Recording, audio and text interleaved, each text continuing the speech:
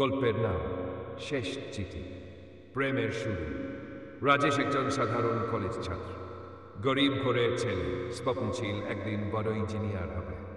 রিয়া ছিল একই কলেজের ছাত্রী, ধনী ঘরের মেয়ে, সুন্দর, প্রাণবন্ত এবং সকলের প্রিয়া। একদিন কলেজের লাইব্রেরিতে বই খুঁজতে খুঁজতে রাজেশের সঙ্গে রিয়ার চোখাচোখি হয়। সেদিনই ছিল তাদের প্রথম কথা। ধীরে ধীরে বই আদান প্রদান, ক্লাস নোট শেয়ারিং এর মধ্যে দিয়ে গড়ে ওঠে এক বন্ধুত্ব।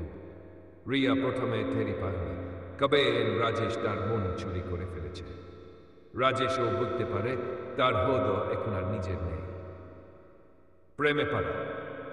একদিন সন্ধ্যায় কলেজ ক্যাম্পাসের পাশে লেকের ধারে রাজেশ ধীরে ধীরে বলল, রিয়া, তুই জানিস না, তোর হাসি আমার পৃথিবী বদলে দেয়। আমি তোকে ভালোবাসি। রিয়া কিছুক্ষণ চুপ করে থেকে শুধু বল, আমি অনেক আগেই অপেক্ষা করছিলাম তুই কবে বলবি। সেদিন তারা দুজনেই বুঝেছিল জীবনটা একসাথে চলার মতোই কাটবে।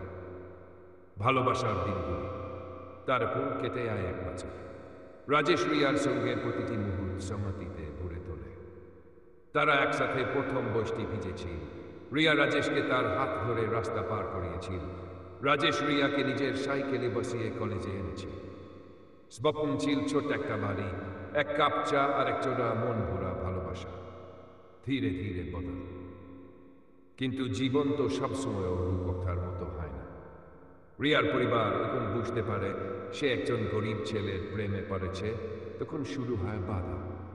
রাজেশ চেষ্টা করেছিল রিয়ার বাবার কাছে গিয়ে নিজের ইচ্ছা বোঝাতে, কিন্তু তারা তাকে অপমান করে ফিরিয়ে দেয়।